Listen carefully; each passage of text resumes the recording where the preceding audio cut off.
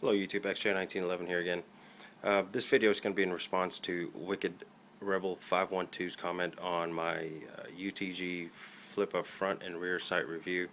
He was asking on if I could do a little illustration on how to zero your flip up / iron sights on your AR-15. He said he was shooting all over the target trying to zero his sights. Real quick, there's two adjustments that you're going to make, which is the rear sight adjust for windage.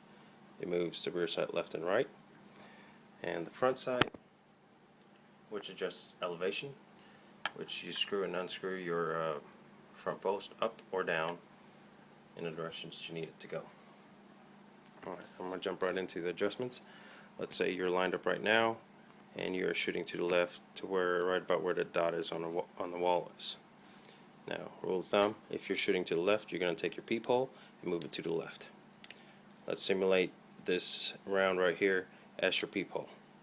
You're shooting to the left, you're going to move your peephole to the left. Now just keep in mind this is simulation and the movements I'm making are actually exaggerated in order to try and make a better illustration here.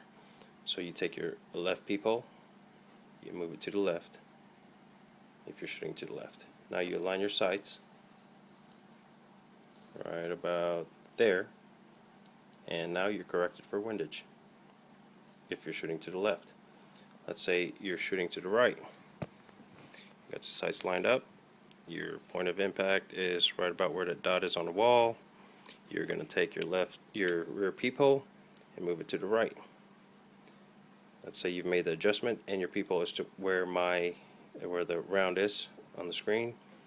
Now you could align your sights, and let's make a little bit more adjustment. It needs to go farther to the right about there, and you align your sight right there, and you're good for windage. Now for the front, let's say you are shooting high on target.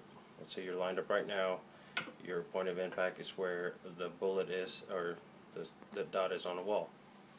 Obviously if you're shooting high, your barrel is pointing up too high.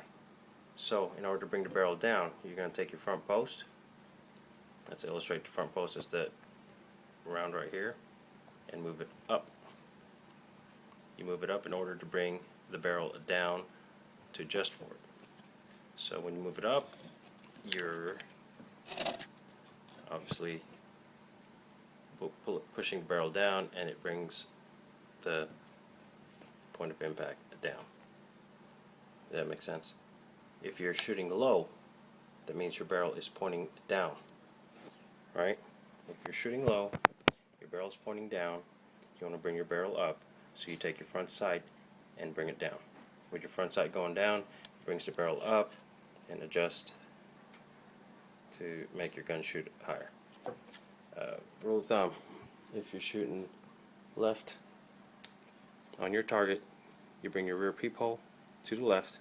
If you're shooting right on the target, you bring your peephole to the right. If you're shooting high on your target, you want to bring the barrel down, so you bring your front sight post up in order to push the barrel down. If you're shooting low, your barrel's obviously pointed lower than you intend, so you're going to bring your front post down in order to bring the barrel up. Now, just from my experience, it's easier to start zeroing your rifle with a target that's closer. Let's say you start out at 50 yards and your sights are totally off. You won't be hitting paper, so you won't be able to see where your shots are. So what you need to do is bring your target closer.